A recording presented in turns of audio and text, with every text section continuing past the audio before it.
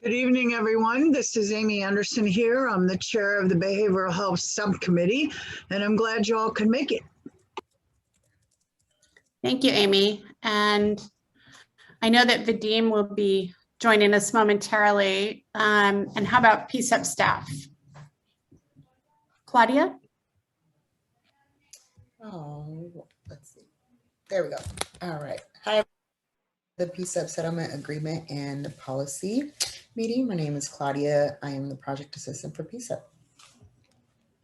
Thank you, Claudia. And Judith? Hi, everybody. I'm Judith Mowry. I am the Senior Policy Advisor for the Office of Equity and Human Rights and part of the team that supports PCCEP. Can I make an ask, Anne? Could the folks that are here, the invited guests and the attorney folks, would you mind putting your names with their correct spelling and your correct title in the chat so that we can have that for the minutes?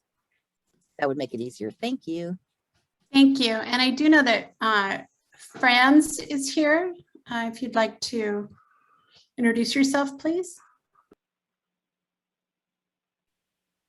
Hi, folks. I'm Franz Brugmeyer. I'm a staff attorney with Oregon Justice Resource Center and representing Mental Health Alliance in the settlement case.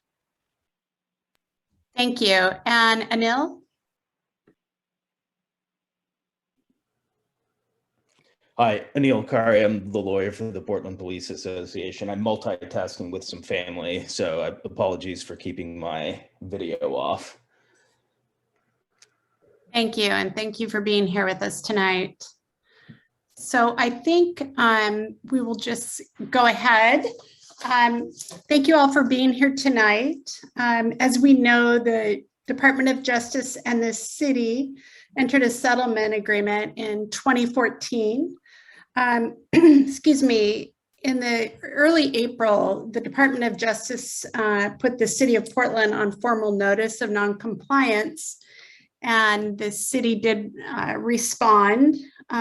This week, they did have a chance to meet, and tonight we're going to be just having various parties speak on the status of the agreement and any possible remedies. We're going to have ample time for questions from the community. So I'd like to start with Jared Hager to start our discussion.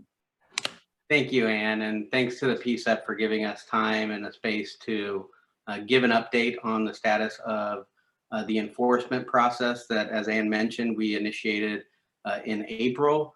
Just to give a little more background about that, we identified compliance concerns related to force management, accountability, training, and community engagement.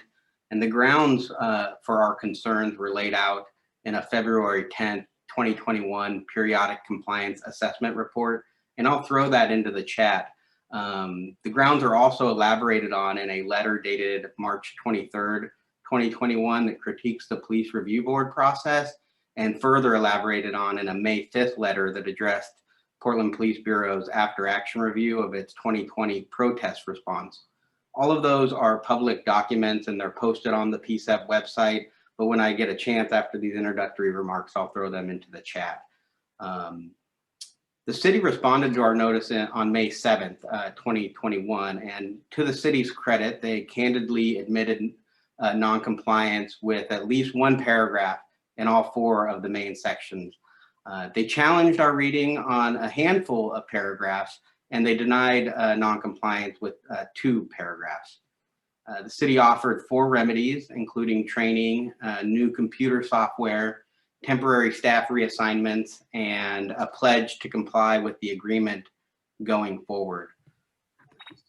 We carefully reviewed the city's response, and we determined that while those were very good remedies, and we do want to see the city implement those remedies, they didn't go quite far enough to get to the root causes of our compliance concerns. So we met, as Anne mentioned, pursuant to paragraph 181 to give the city greater context for our concerns and to discuss additional remedies that would adequately meet those concerns. And we're here tonight to share those remedies with you all and to get your input. I'm pleased to report that our discussion on Tuesday was very productive. Still a discussion, but we are cautiously optimistic. There were 9 remedies that we discussed, and we'll lay them out each for you in a little bit. I know the city needs a little more time to deliberate on some of these remedies. And so before we lay out each of those for you, I wanted to give an opportunity for the city to make any introductory comments they want to make now. So I'll pass it to Robert, I think, or Heidi, if you would like to speak to those. I would be happy to, Robert, or did you want to? Nope, go ahead, Heidi. Thank you. Thanks. So good evening, everyone. Again, my name is Heidi Brown. I use she, her pronouns, and I'm the Chief Deputy of the Labor and Employment section at the office. And I've been the lead DOJ attorney since Tracy Reeve retired. And so I just wanted to first thank everyone for being here. I know I've come to a number of PCCEP meetings in the past, and I always appreciate what I hear at these meetings, and it's helpful to us as a city to get feedback from folks. I want to say that, you know, as a city, we really have appreciated working with the Department of Justice and the attorneys, and even where we maybe saw things differently, I think the places where we all agree on remedies is what we're really focusing on. And there really was, you know, many areas where I think we can get to a place where we all agree. We didn't have all of our council members there because otherwise that would be a council meeting. That's not allowed. So we do have to talk to our council folks and bring it before them for them to consider these options. So I won't be able to get into great detail tonight, but I did want to say that again, as Jared mentioned, I felt like the meeting on Tuesday was productive and collaborative, and I feel like we're heading in the right direction and we're optimistic about things going forward. So I look forward to addressing each item as it comes up with the understanding that council will have to fully consider all of these issues. Thank you.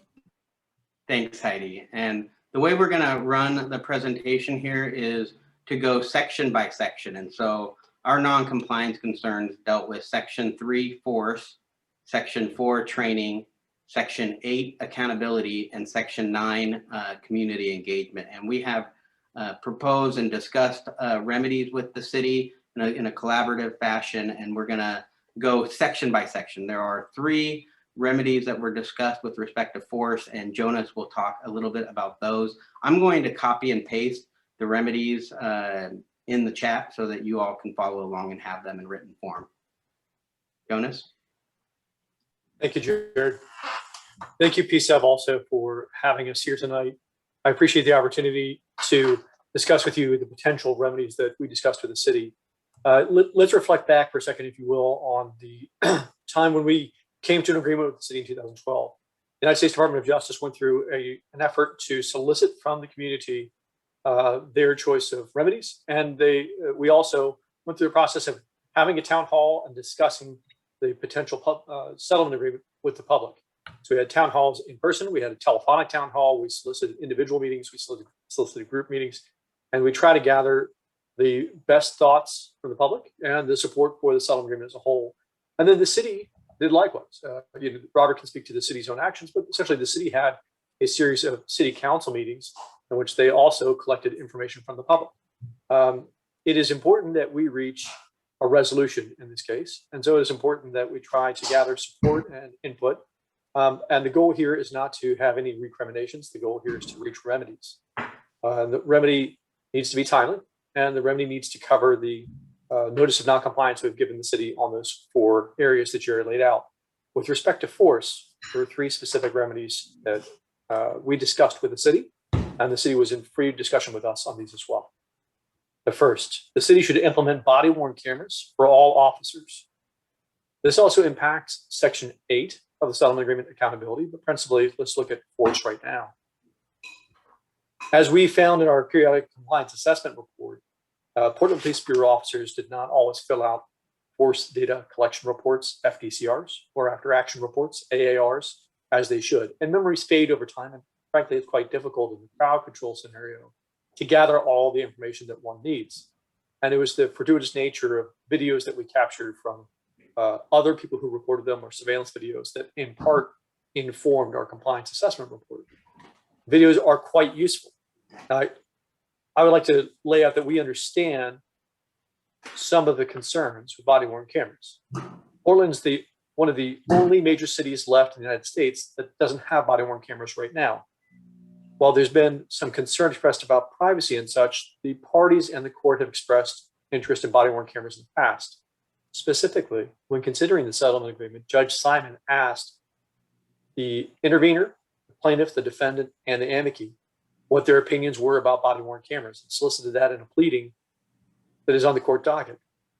The court went on June 9th, court went on June 6, 2019 in the hearing to say that the court had a continuing interest in body-worn cameras as a remedy.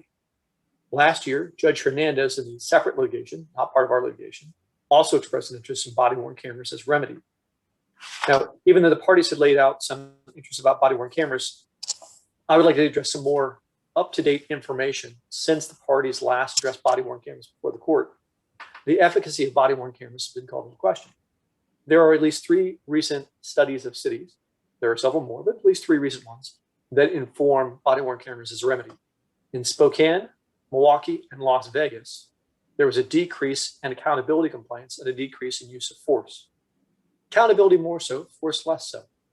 But the decrease in accountability complaints indicates both the adherence to policy and the efficiency of making the policies effective through timely investigations.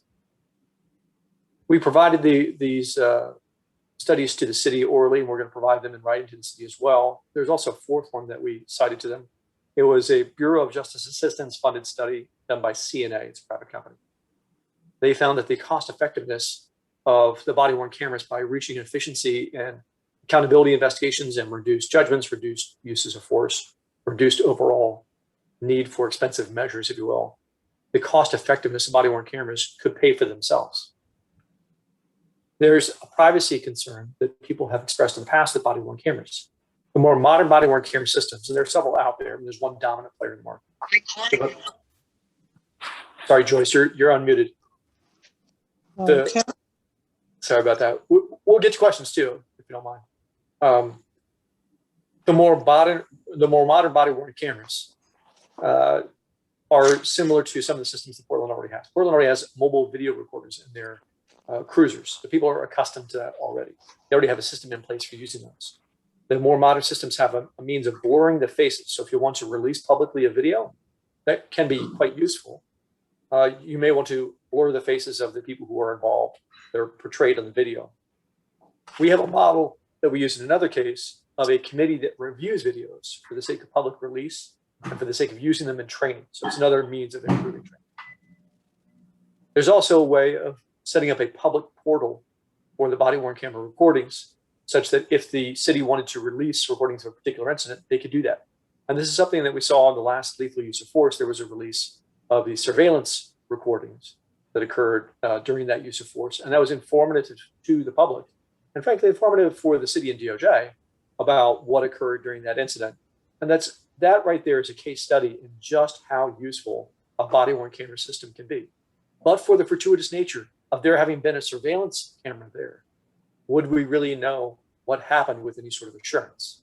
We would have different versions of events, but on the recording, you have solid data on which to rely. There's practical uses with the body-worn cameras. They're worn in the outermost layer of clothing. So even if you're in a crowd control situation, they should be on the outermost layer. They upload wirelessly via wireless node. So the wireless update to the network is automatic. One doesn't turn off one's camera and destroy the recording. It's all wireless up to the network. It is an auditable system. The dominant players in the market, as I said, there's one dominant player, it's evidence.com. The dominant players in the market have a graphic interface such that we at the Department of Justice, as we often do in our investigations and many other locations, we can see the videos. We can see what happened. But for the day in, day out work of the police bureau, the supervisors can see their subordinates. The videos can automatically be tagged from the event to the supervisors who were involved. There are some other very practical concerns that frankly help both the city and the PPB. They can be used as a distress beacon. They can be used to provide real-time interface such that a supervisor who's in their own cruiser or back at the precinct can see a dangerous incident unfolding. There are artificial intelligence settings to allow the cameras to automatically turn on when a weapon is drawn, such as a taser or a gun. There's the ability to upload evidence together. The same company that sells body-worn cameras sells their taser camera. The taser camera, their mobile video recorder, and the body-worn camera can all be uploaded to evidence.com together. We don't endorse any particular company. Don't get me wrong. Department of Justice is not in the business of giving an advertisement for anything. I'm just telling you the practical applications that we've seen in other cities. There's a means right now of making rudimentary transcriptions of the audio that's captured on the body-worn camera. There's some limited ability in that. Importantly, the audit trail tells you the time and who accessed the video. Did they access it before or after writing their forced data collection report? Did they access it before writing an after-action review? We want to make sure that supervisors actually did their job in collecting data before they approved a force incident. Did they actually review the video? That can all be captured. And then when one goes back a year later and does a performance evaluation of a line officer or a supervisor, one can go back and look at their videos. One can see if supervisors did their job in watching the videos. There's a very practical system that can be adopted here by the body-worn cameras. And you heard me say at the initial fairness hearing in 2012, and again, I think more recently, the rising tide lifts all boats. If the body-worn camera remedy helps force, it helps the agency overall in so many other areas, in supervision and accountability. It's a very practical remedy. I think the city was quite receptive to the idea, and we're awaiting the response. We had a very fluid discussion about it. The second remedy, and I guarantee you these get shorter. I apologize. Second remedy is pretty straightforward. Forced data collection reports and AARs. These things, when we initially approved them, were documents that were actually signed. People would sign them and date them with the time and date that they completed them. They're supposed to do the forced data collection reports before the end of shift. They're supposed to do the AARs before 72 hours or so. After we approved 1010, the new force policy, PPB shifted to an electronic form. It came out later that the electronic form included a signature block that says related to.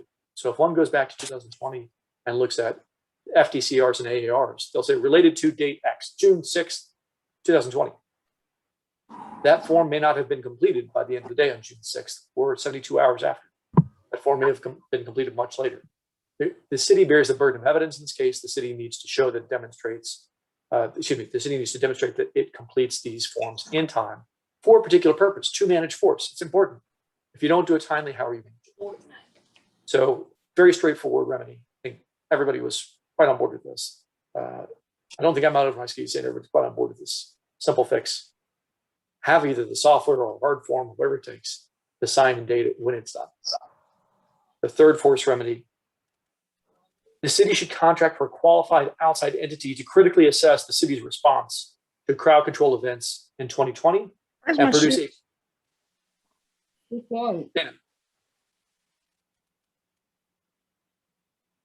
Dana? Right. The city should contract with a qualified outside entity to conduct a critical assessment of the 2020 crowd control incidents and produce a public-facing report. This is similar to what the city's done in the past. I think the city was quite receptive in the idea of having something like they have done with OYR Group on lethal uses of force, and like they've done with the Police Foundation on the 2018 crowd control incidents. Frankly, a lot of other cities have done. In the federal government, we usually do this through offices of Inspector General, and they have a GSA Yellow Book. And the Yellow Book is the gold standard on how to do an audit. That should audit whatever the criteria are, the rubric. There should be recommendations. There should be a response from the agency, and there should be a follow-up later with a follow-up calendar on when things are going to occur, and then a follow-up report on if they occurred. The city was, I think, interested, and Robert can speak to this, of course, and whether or not this should also include a personnel evaluation. Sure, it can include the areas that are necessary. The point being, it should be done by a qualified entity or individual who can more in-depth look at the 2020 crowd control, because neither you nor I know what we don't know. And in order to find out what we don't know, we should have an in-depth look at it. And that would help inform many other things, including training that we'll get to next.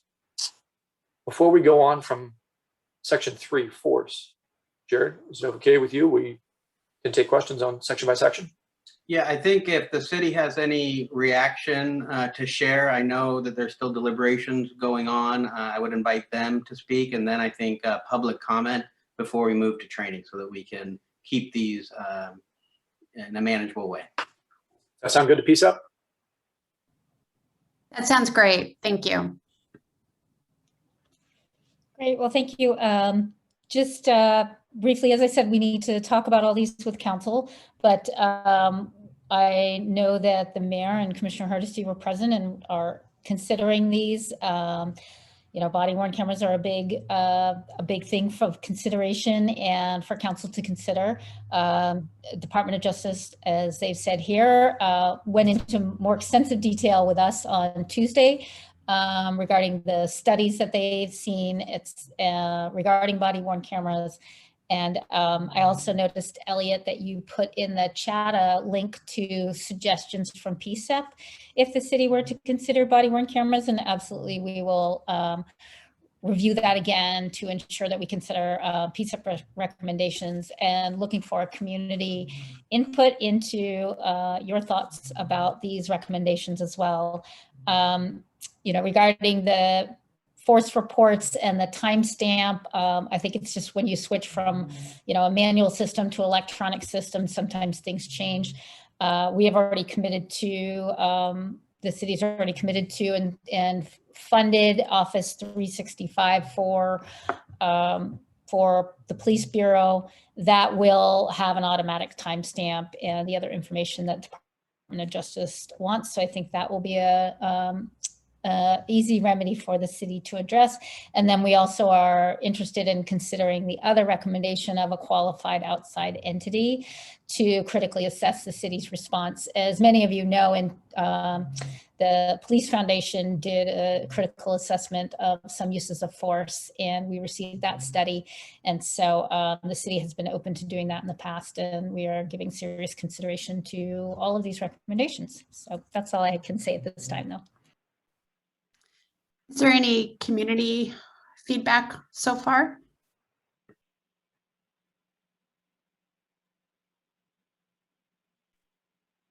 If you have a question, is now a good time or should we wait? Yeah, you can go ahead now.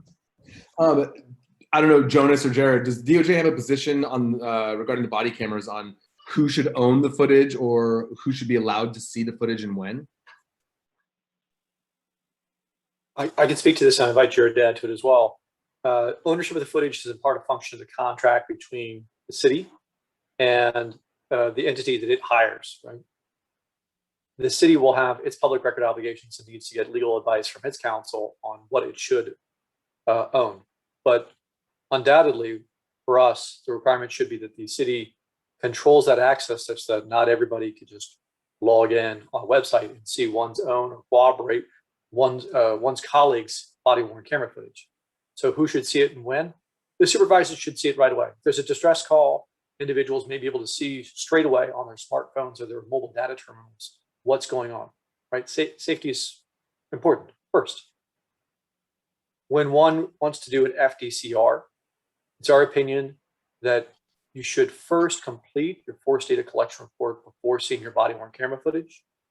And after seeing your body-worn camera footage, you could then write an addendum to your force data collection report.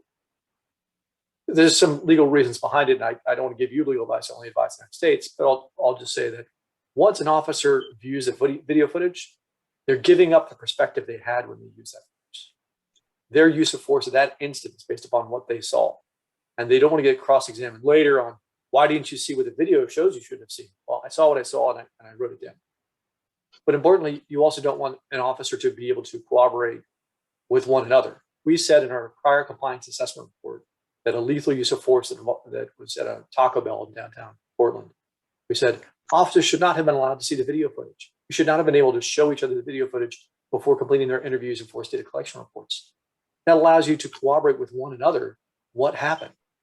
That's not your individual subjective impressions of what happened. And really it undermines the objective nature, which is the constitutional test for uses of force. The threat, severity, and resistance encountered by the officer at the time the force is used.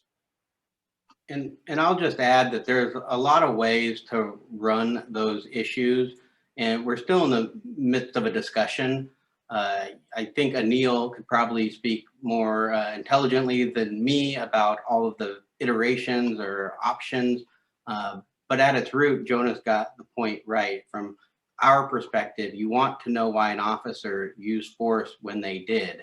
And that assessment becomes tainted once they see body cam footage of what happened. And it's not to say that there's, an effort to try to trap an officer, but you do want to get a recording of why the officer did what they did in especially critical force events, so that you have a record of that. And if there's other things that your recollection gets refreshed afterwards, it's fair to write a supplement. Again, these are ongoing discussions, and I think we will know more soon. We have a couple other questions. Also, I saw in the chat, Rochelle Silver is asking, will PPA have access to the footage?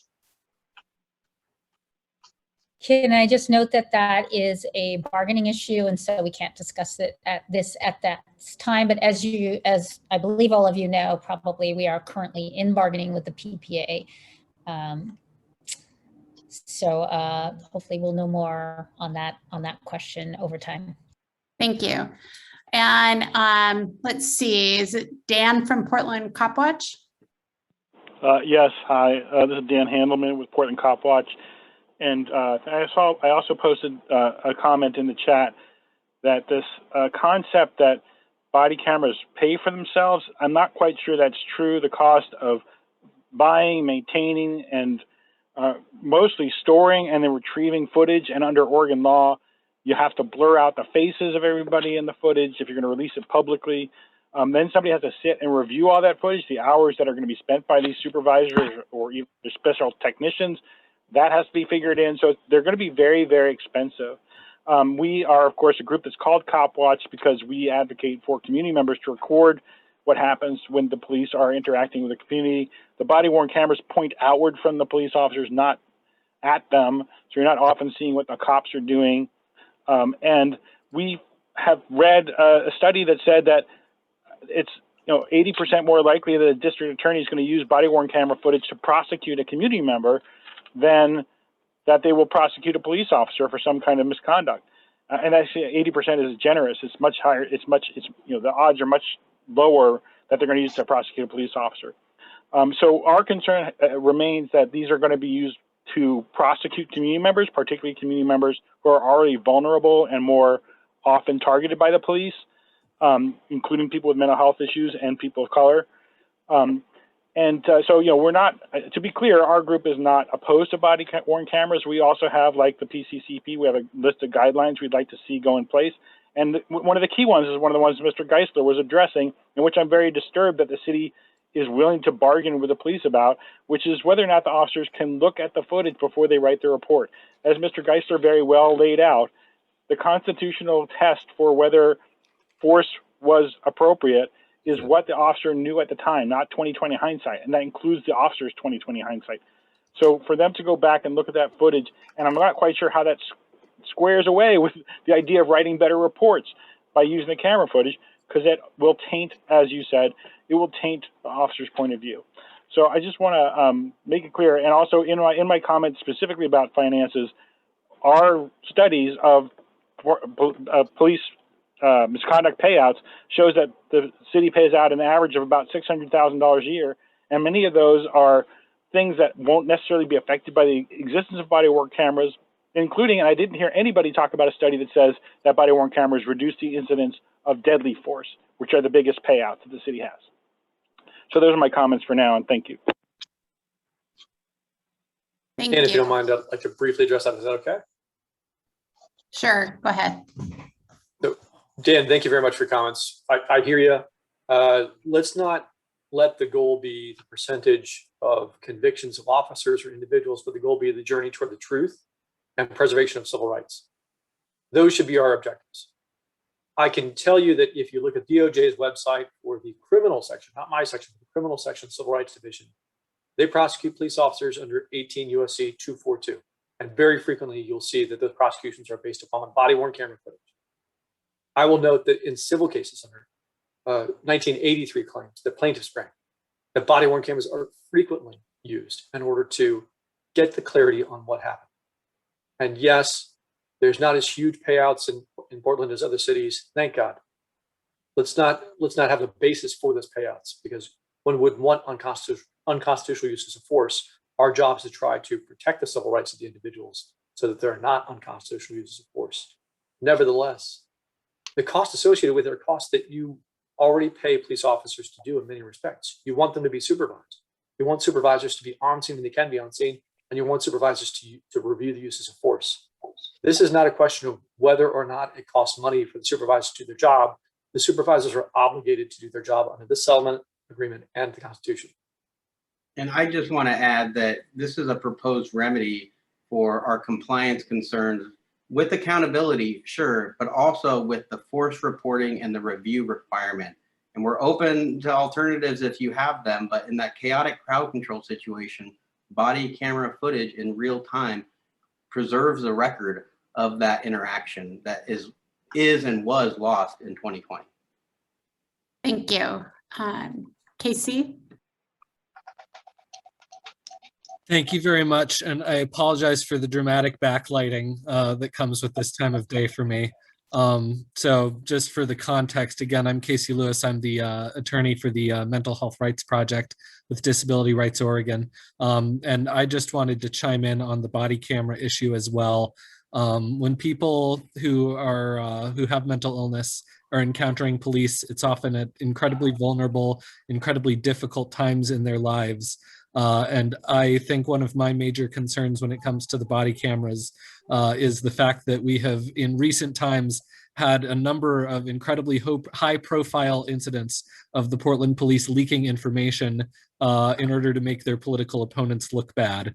It seems like the Portland police are not really at this point trustworthy stewards of public records. And so the idea of entrusting to them potentially hundreds of hours of footage of people in some of the most vulnerable times of their lives and hoping that they will not use that footage to their own ends gives me a significant amount of heartburn. I know that's not something that necessarily DOJ has control over in proposing this as a remedy. And so I would really just ask if this is a remedy that goes forward for all of the parties to be keeping that in mind when they are determining who has control over and access to this footage. Because I do think that there are significant reasons for the community to be concerned if the PPB is able to handle this footage without sufficient oversight. Thank you. Next we have Barbara Wojcinski. Hi, thank you. And this is a very good discussion, a lot of pros and cons. The only thing is that from a more holistic approach, a couple times in the last 4 months, I've had the opportunity to listen to Black community leaders here in Portland and another colorofchange.org. And what the emphasis I hear from them is, you're spending all this money on crime prevention and police and everything, and it would be more helpful if we got the money and used that money for healing, for opportunities, for education, for healthcare, for the whole more holistic approach. And then they wouldn't have to be involved with all this. So that's I just want to throw that out there. And I'm hoping that you're getting a lot of feedback from different communities of color, and like what Casey just said, from the people with mental health issues. Thank you. Thank you. Vadim? Yes, I just wanted to add on a couple of points that were raised. Personally, I reached out to the independent police monitor in New Orleans, who is kind of works in the same context as the Independent Police Review here in Portland and the Citizen Review Committee does, in which they receive complaints against the Police Bureau and are independent from the Police Bureau. And they do have access to the body-worn camera footage when reviewing complaints against the Police Bureau. But a couple points that of many that were really interesting is one, a lot of the disciplinary actions that were taken against police members and policy changes as a result of body-worn cameras were actually internal. So sometimes you'd have people complain or make complaints against the Police Bureau, and that would cause a review of the video, and then lessons would be learned from that. But also supervisors within the Police Bureau would review it and sometimes make policy changes based upon that, and sometimes take disciplinary actions against police officers as a result of that. So there was kind of a dual review structure there as far as police oversight goes.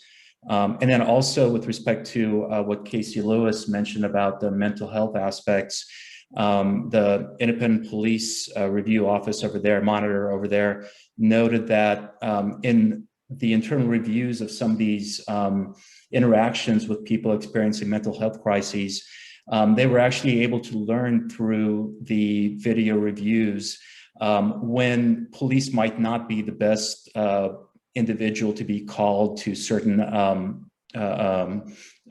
certain instances with mental health crises. And so they would learn how long it would take for a police officer to interact.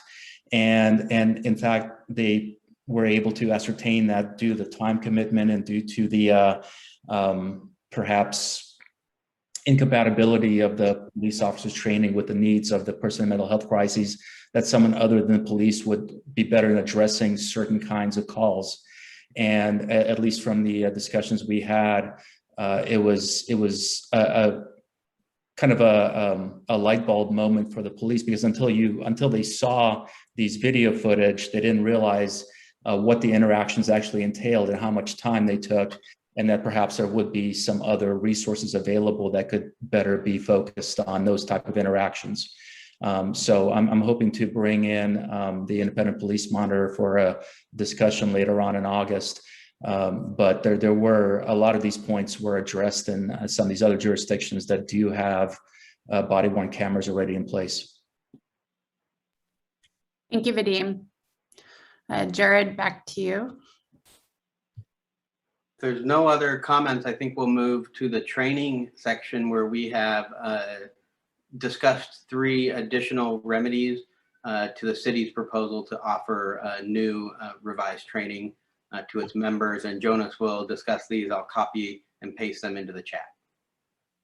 And in more short order form, because really this is not as involved as the body-worn camera one. The ones we discussed with the city, we're using that study of the 2020 crowd control as a needs assessment for the training going forward. Currently, the city plans to do crowd control training for the entire bureau. That training should be informed by a needs assessment that particularly focuses on what happened in 2020 and what training is necessary to remedy what happened in 2020. The second is an assurance that the PPB's budget be used for training in such a fashion that they don't rely upon overtime. Currently, when an officer is called from his role in the day-to-day task to go to training, somebody needs to fill their day-to-day task, and the day-to-day task is covered by overtime. So the city had informed us in a number of conversations, and in the response to our notice of non-compliance, owing to the lack of funding, they couldn't complete training in 2020. And really, to us, that doesn't cut mustard. There needs to be a constant accounting for the cost of training for officers each and every year. The third, appoint a qualified civilian head over PPB's training division to ensure consistent and appropriate training based upon problem-based learning and generally accepted adult learning techniques.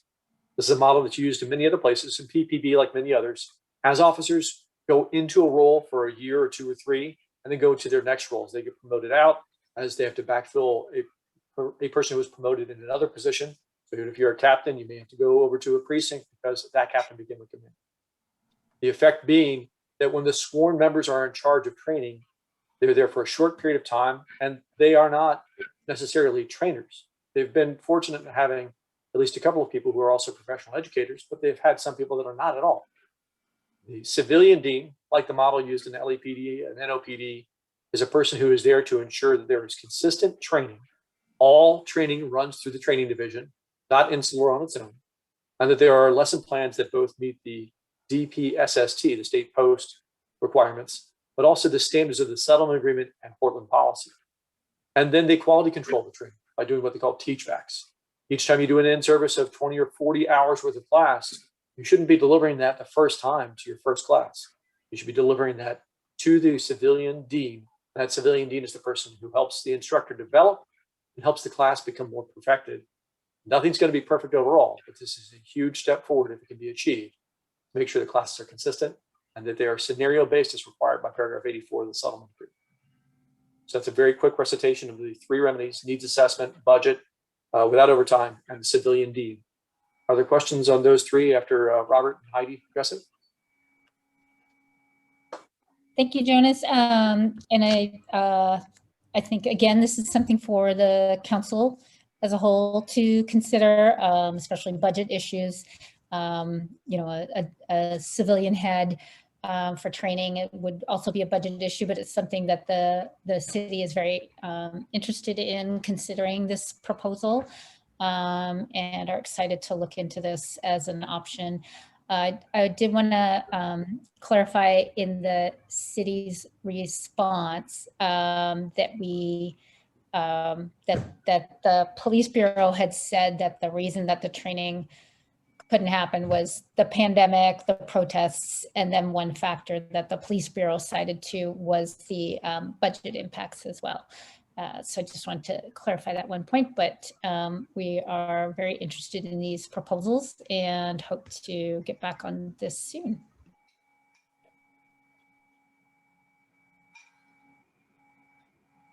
Does anyone else have any comment on this?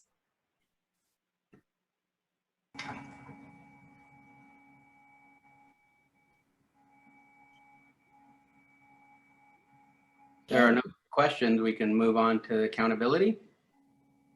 I will handle the discussion here. We proposed and discussed two remedies with the city about accountability. And just for the background, we found failure to implement paragraph 121, which is a timeline for completing investigation, and also paragraph 169, which is an obligation to hold PPB officers accountable for violations of policy.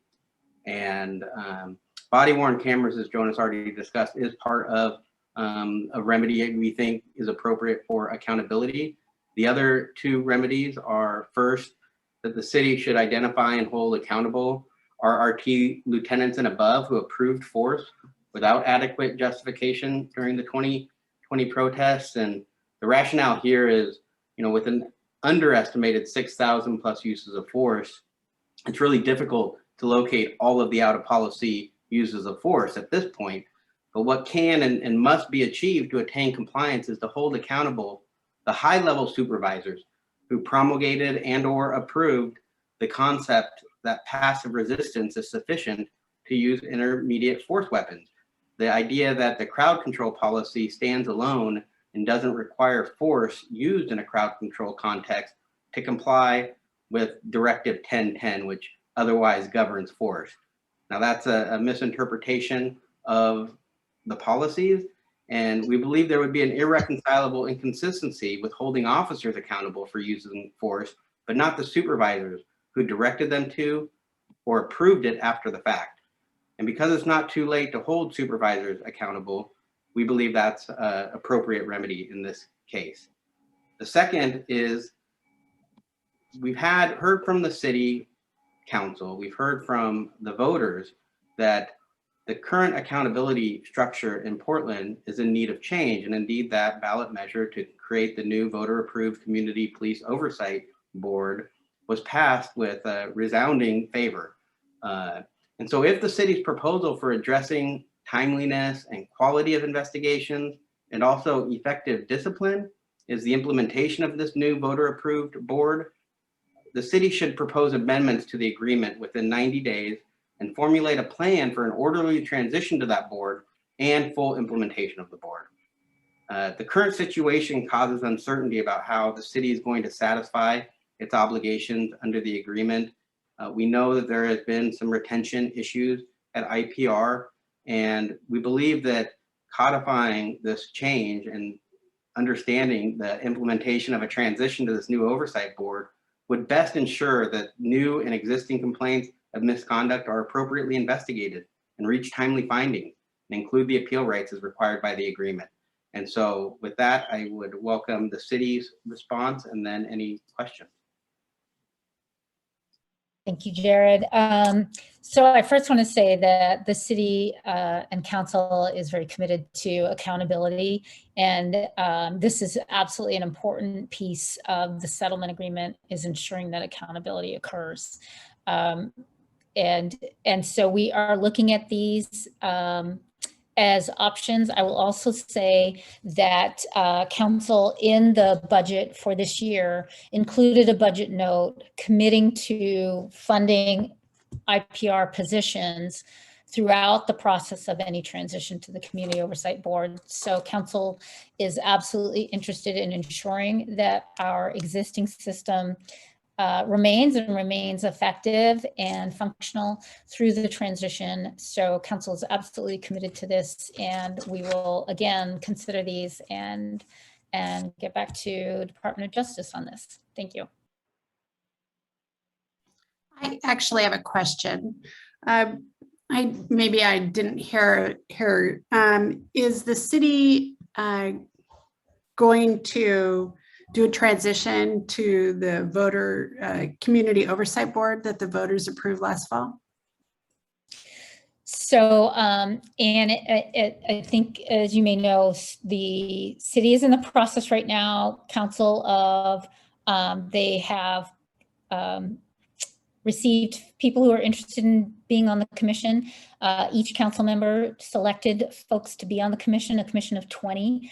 And then now are hiring staff. So same as the OEHR staff that supports the PCCEP, the city wants to have staff to support the commission and their work.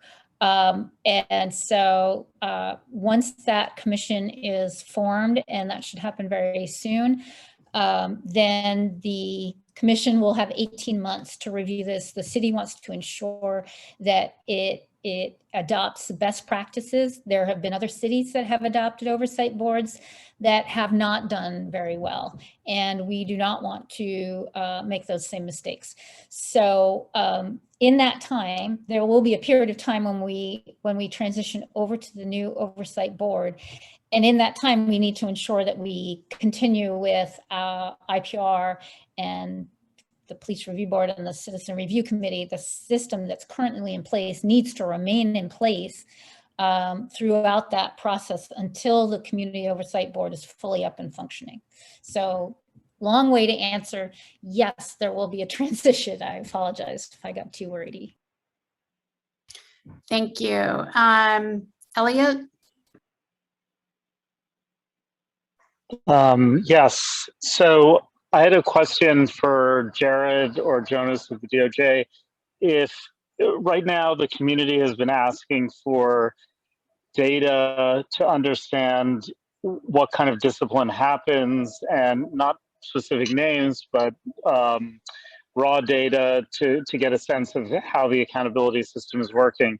And we've gotten pieces of that, but I was wondering whether the DOJ is going to, as part of their remedies, ask the city or require the city to continue on an ongoing basis to provide that information publicly so that the community as a whole could be involved in the accountability process, at least in some kind of oversight to make sure that something's happening.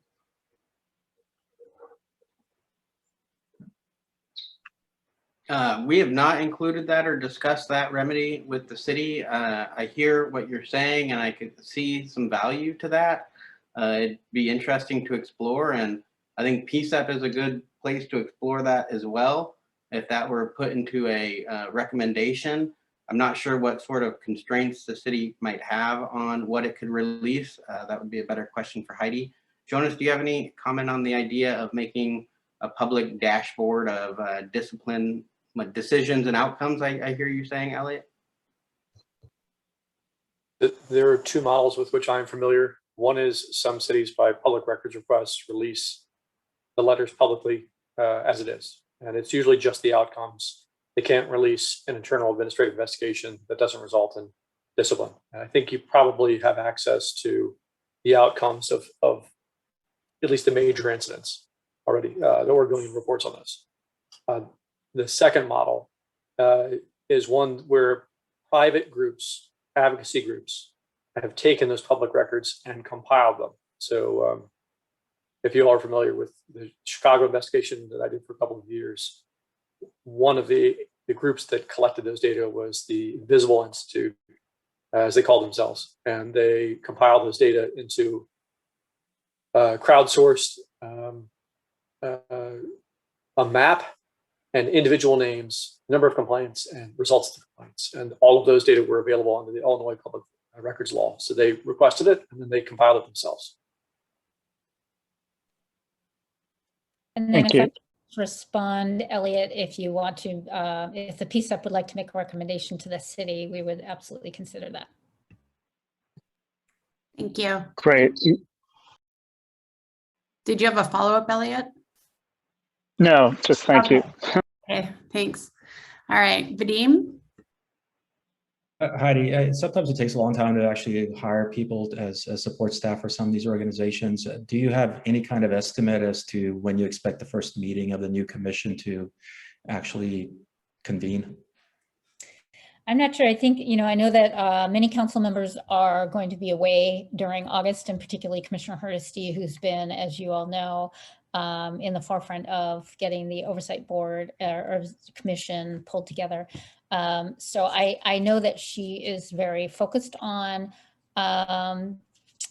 getting things moving in September, at least as far as having something come to council and getting the commission members formally appointed and give them their direction for the parameters on structure on how to move forward. So I think everybody's anxious to have this happen as soon as possible. And we are already in the hiring process for that support position. Thank you. And Casey? Thank you very much again. I'll try to be quick. I don't want to monopolize the conversation, certainly. Just going to the point of both the training and the accountability, because I think they're kind of linked up, because if you don't have the accountability, you can't hold people to the training. I think one of the concerns that I had when you mentioned specifically the idea that part of the training is going to be sort of a look back at 2020 and what went wrong and how we can do it better, is that there is still this after action report floating around out there from the Portland Police Bureau that was released, I believe, in March, that basically came to the conclusion that we didn't do anything wrong in 2020. It was all of these darn kids who are out protesting. And so I'm just wondering if there is a way to incorporate into this idea a revisiting of some of these, because I don't understand how you can sort of square the idea that the city is going to be trying to figure out what went wrong in 2020 with the idea that there's been an official statement that, as far as I know, has not been sort of recanted in any way, that the PPB believes that there was no problem with how 2020 was handled. So I'm wondering if there's going to be any revisiting of the process that led to that report, and perhaps effort to sort of have a official communication saying, well, no, the city doesn't actually believe everything was right in 2020, because otherwise I don't know how you would do that process of saying, here's what we need to change. Two quick responses, Casey. If I could respond to that, is that okay? Great. Casey, one thing I would note is that the city as an organization in our response did agree that there were absolutely many things that went wrong last year, and recognize that, and that's why we are very interested in these remedies and how to move forward. And I don't think that it's not just the Department of Justice's remedies, but the city is, council is very interested in looking at what went wrong and how do we do it better. So I think the position that you've heard from the city of Portland is that things went wrong in 2020, and we're very interested in figuring out how do we do these better. And I think some strong evidence of that is that we're engaged in this discussion with the Department of Justice now, and thinking constructively about the remedies that the city can implement so that we can improve and do better than what happened in the city in 2020. Casey, I'll say from the Department of Justice perspective, we want them trained as soon as possible, but train right. So it's iterative. If they know now that the conflation of 63510, the crowd control policy, and 1010 was a problem, I think we all know that was a problem. We said so in our compliance report. Then they know that they need to train on that. But it's an iterative process. They need to do the next step. And that's precisely why we've discussed this remedy with the city about the outside entity doing an assessment overall. That would be in lieu of redoing the after action assessments. So it'd be somebody who would come in and inform training and overall what went right, what went wrong, what needs to change after the 2020 protests. So you're right on in that, Casey. That should be done.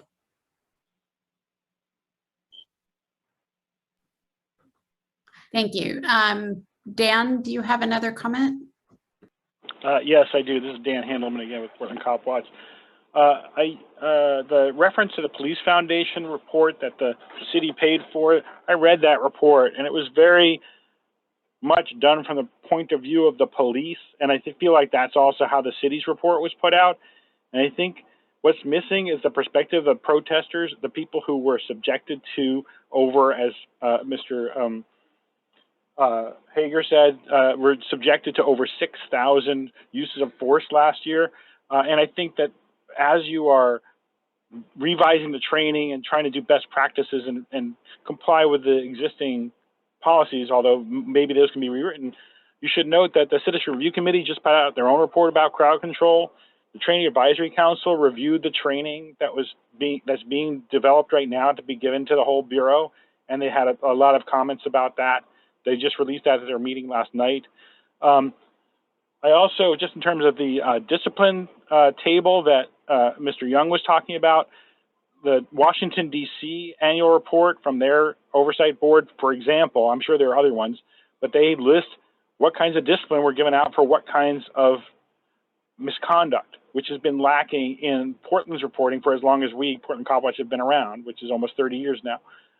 We could, if we had the bandwidth, take the police review board reports, which say what kind of misconduct led to what kind of discipline, and take the annual IPR reports that say how much discipline was given out in a given year and try to figure that all out. But it's very, the time frames are not synced up, so it's very confusing. And I don't know if that can be fixed through a remedy that the DOJ is proposing or not. But I don't think that it would be in violation of any state law to say, 5 officers violated the harassment policy and were given 2 days off without pay. I don't understand how that violates anybody's privacy. And finally, I made a comment in responding to a comment that was made about not holding individual officers responsible just because their leadership okayed the force they were using last year. The Nuremberg trials established very well that if you are given an unlawful order, you should say, I'm not going to follow this order. That should be a very fundamental civil rights and human rights principle that we are all obliged to. And if a police officer is told that they should go and fire a less lethal weapon at a protester is not doing anything, they should refuse. A Buddhist officer did that on a May Day protest many years ago, and he did not fire his less lethal weapon, and we offered an award to that officer for that behavior.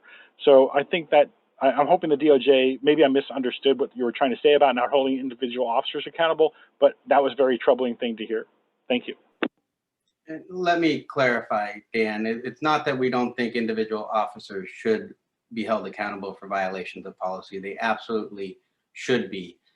Some of those cases have already worked their way through and been approved. And I think going back in time and revisiting those creates issues under the bargaining rules. That I am not a labor lawyer, so I would have to defer to Heidi and Anil on that.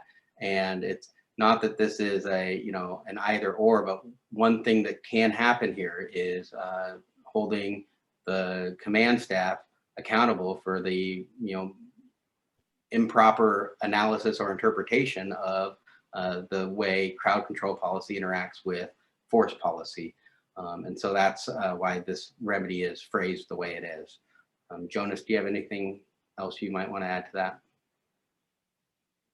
In addition to holding officers accountable, what one needs to look at the organization. You brought the example of the Nuremberg trial. They tried the officers for a reason. They were identifiable, even if their hands weren't involved in an action. The officers gave direction.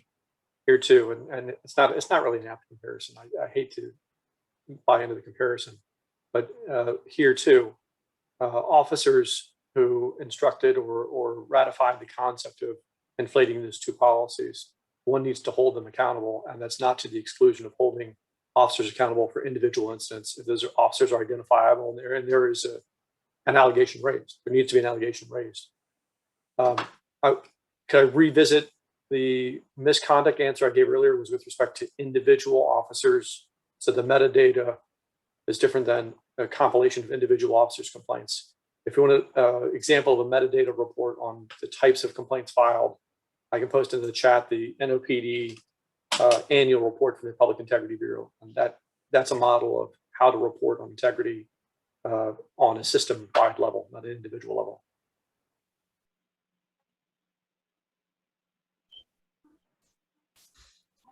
Is there any other comment? I have a question, if it's okay. Go ahead. I intended this for Jonas or Jared, but I didn't realize that Neil was going to be on the line, and maybe he wants to comment as well. Some of your proposed remedies come into direct conflict with what the union wants. Have you had a chance to talk to them? What was their response?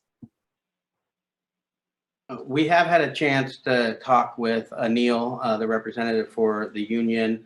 I don't know that we have a firm response. I don't want to speak for Anil. He's certainly well-spoken and capable of speaking for himself. I don't know if he's on the line still or hearing this, but Anil, I would invite you to provide your reaction. Hi, good evening. I am listening. I've got a couple of little ones that I'm also babysitting, so apologies again for keeping my camera off. Jonathan, to your question, the union just learned of the DOJ's proposed remedies yesterday, and actually this call is the first time I've seen them in writing. And so, as you'd imagine, the union is going to spend some time thoroughly reviewing these. Many of these remedies are areas that the union has expressed interest in on a topical level. So we know, and Heidi, I'm not going to talk about what we've been talking about at the bargaining table, but through public record closures, we know that the union has proposed body cams and believes that it's time for the Portland Police Bureau, as a major police agency in our United States, to not be one of the last police agencies in the nation to adopt a body-worn camera program. Where and how the rubber hits the road on many of those issues, we just have not had a chance to educate ourselves enough about where the Department of Justice sees these various remedies heading, or where the city is heading with their positions on these remedies. But we can tell you as a fact, I can say that the union will be engaged, whether it's through conferral with the US DOJ and the city of Portland, or through the collective bargaining process, to work forward, to move forward on many of the issues that we've been talking about today. Could I ask one more? And this is again for, I don't know, three of you. Does adding the oversight board into the settlement agreement impacts the union's ability to challenge it under state law? That is probably a question, Jonathan, that goes way beyond the scope of this discussion. And I certainly don't want Heidi yelling at me after this. I can tell you that the legislature has passed, our state legislature has passed legislation. I have had the sum total of less than 24 hours or so to digest what Jared and Jonas have shared with the union as of yesterday afternoon. So I don't have an answer to your question.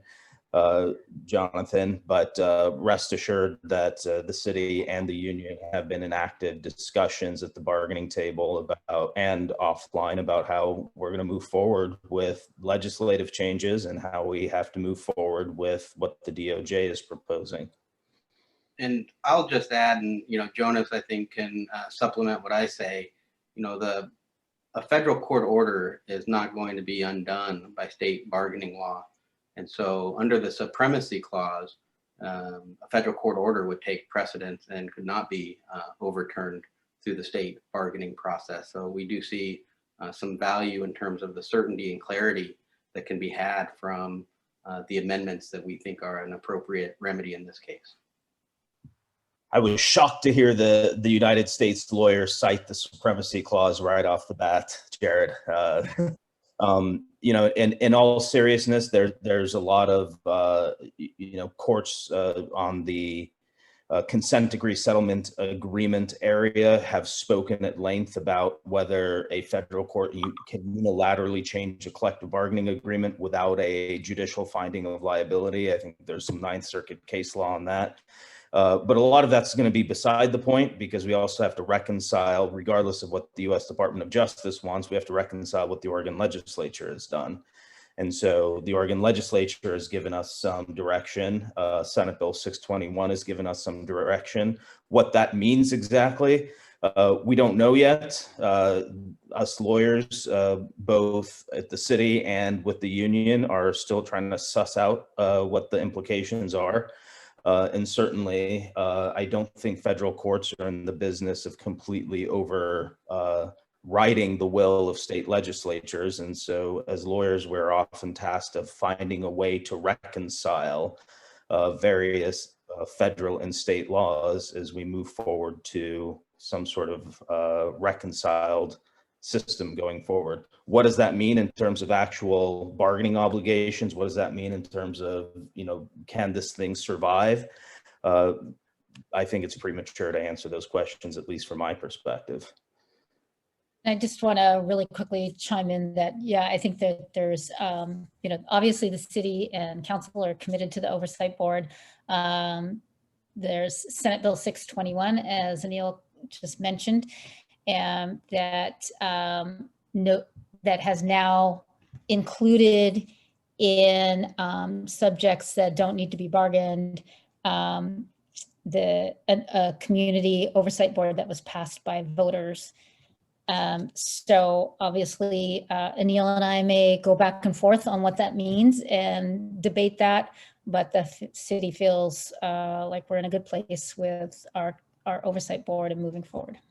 I just want to add one retort or response to Anil's point about the need for a finding of liability. And I do want to underscore this point. The United States believes its position is extraordinarily strong, not only on liability, but on the failure to implement in the current noncompliance. And if necessary, we will be prepared to prove those points in court. And this is Robert. And I want to thank Anil and Jared for that discussion. I think that's very helpful for folks to kind of lay out the positions. But we're also a long way from there yet. And there's a lot of conversations that are going to happen between the city and the union as part of bargaining. There's an opportunity under the settlement agreement for the PPA to be involved in the mediation, the AMAC, the Mental Health Alliance to be involved in the mediation. So there may be other conversations that involve other voices here. And I think it's important that we have those conversations and try to get to a resolution that satisfies everybody as best as possible.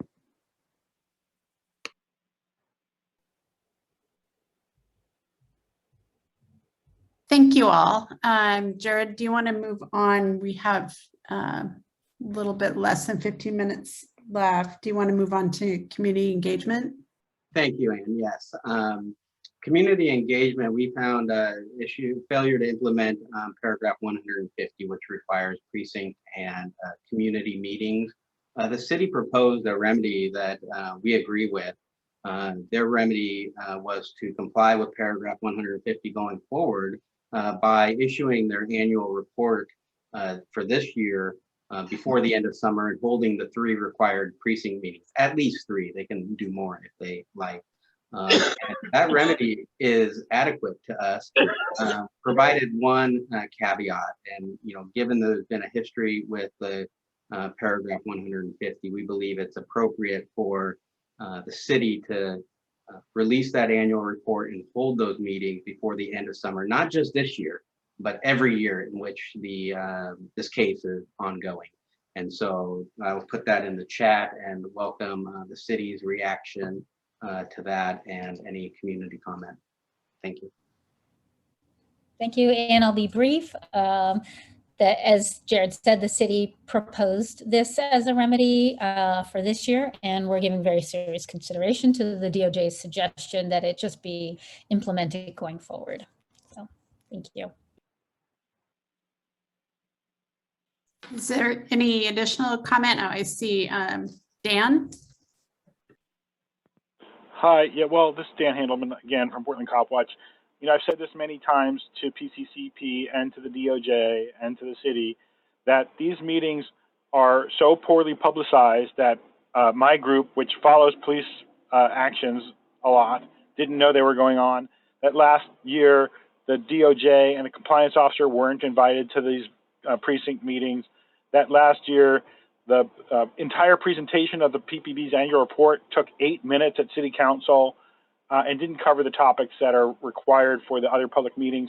So I hope that the city's not just merely going to release the report and hold the meetings, but that I could make a serious attempt to engage the community and let people know what's going on and follow the steps that are outlined in the agreement around what the Bureau is supposed to be talking about in those reports and those presentations.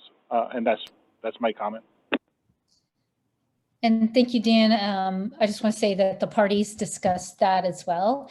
And we all agree that it's very important that the issues that are laid out in the settlement agreement, addressing stops data, policing, uses of force, et cetera, that those issues are all thoroughly addressed at the precinct meetings. So appreciate your feedback. And I hope that you'll see that all of that is happening and that it'll be better publicized this year. So thanks. Thank you.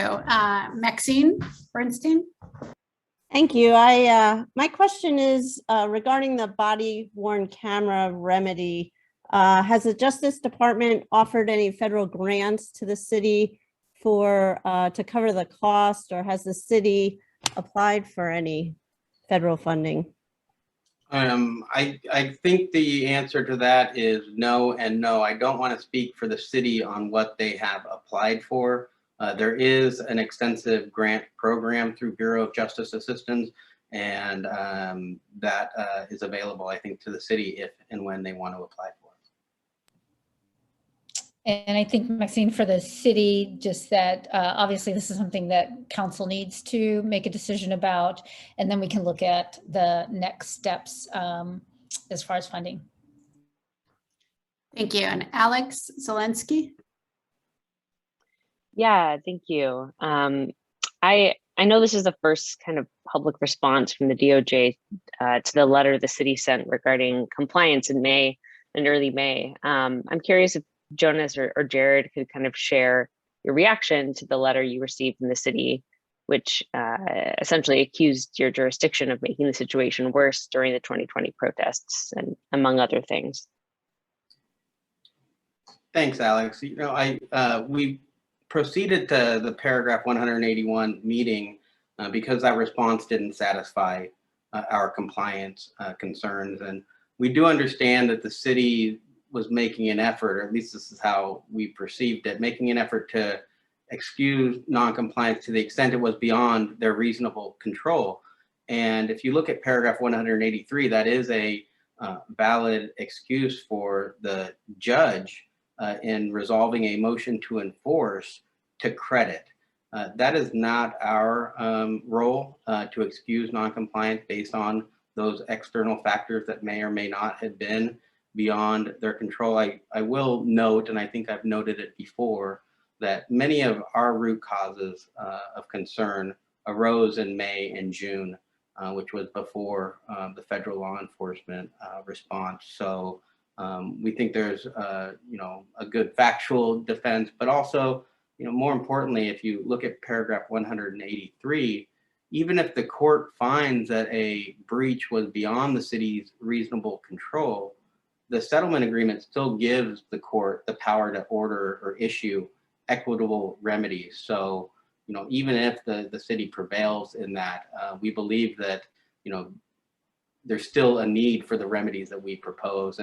And we are having a very good discussion with the city, and we're working collaboratively on assessing what might be appropriate and available to the city to remedy these non-compliances. But really, I think the issue of the federal law enforcement response is sort of a distraction. That's how we see it. Thank you. Debbie Iona? Hi, this is Debbie Iona with League of Women Voters of Portland. This is a question for the city. I'm wondering if, when the annual report, the draft was presented to the PCCEP, the written version didn't really have a lot of much information about those topics that are spelled out in paragraph 150, and it was discussed at the meeting. And I'm wondering if there are any plans to revise that report and include written information.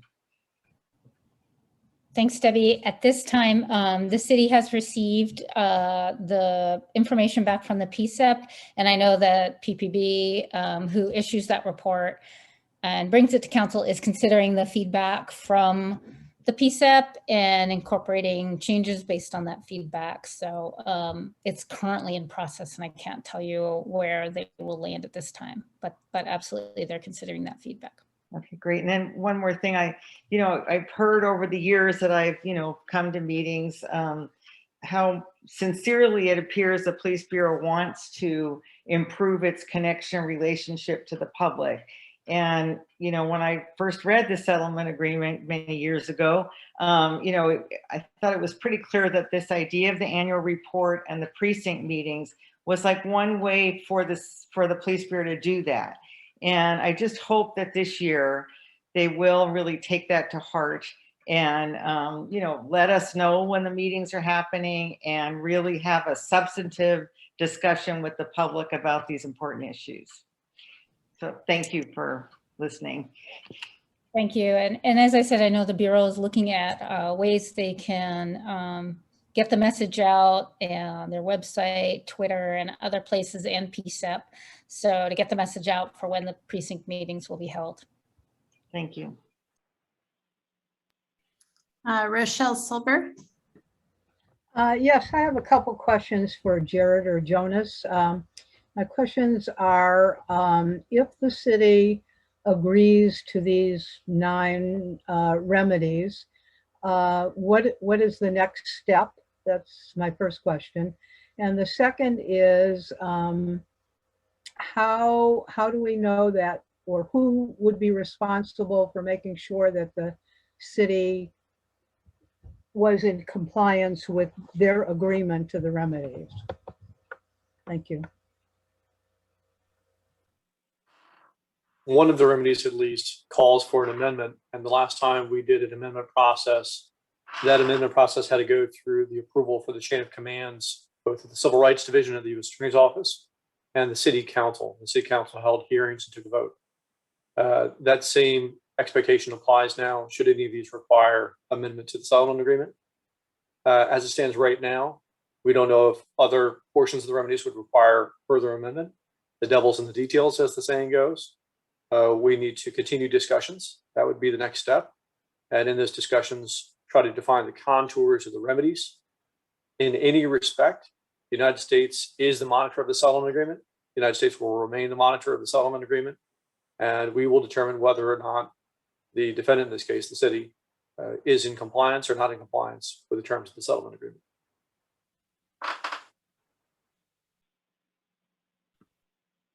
Jared, is there anything you'd like to add? No, I think Jonas handled that.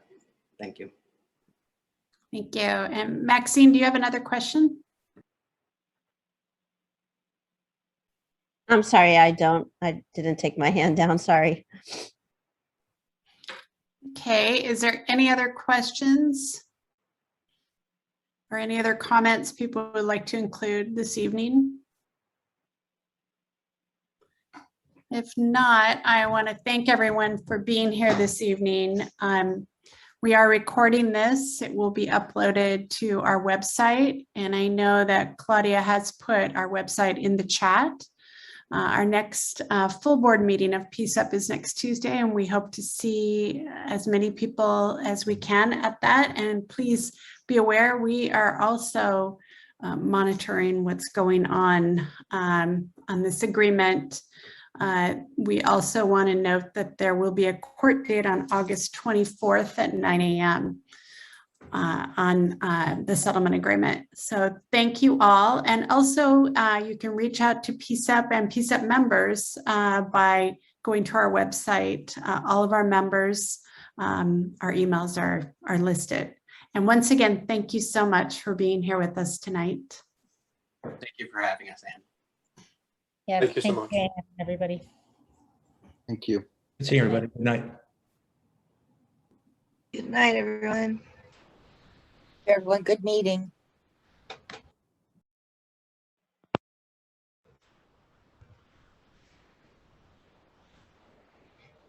Hi, Ms. Joyce.